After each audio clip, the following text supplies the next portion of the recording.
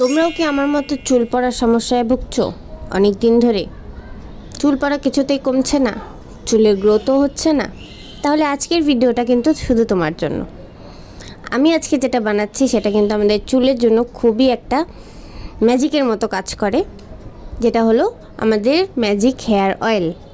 যেখানে আমি নিয়েছি এখানে 100 গ্রাম কোকোনাট অয়েল, পেঁয়াজের খোসার সাথে একটু পেঁয়াজও নিয়েছি একটু কোচানো আদা, এক মুঠো ভরে কারি পাতা, কুচো করে নেওয়া অ্যালোভেরা, আর সাথে নিয়েছি রোজমেরি, কালো জিরে আর অনেকটা মেথি।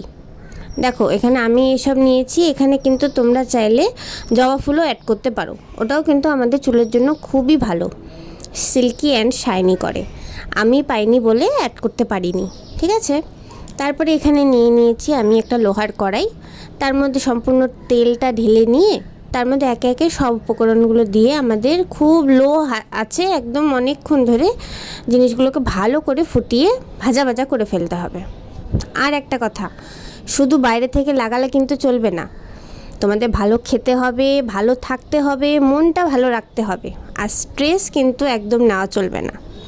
স্ট্রেসটাকে জীবন থেকে সরালেই কিন্তু দেখবে তোমাদের চুল কেন, স্কিন, চুল, হেলথ, মন সব কিছু তোমাদের ভালো হয়ে যাবে, ঠিক কি না?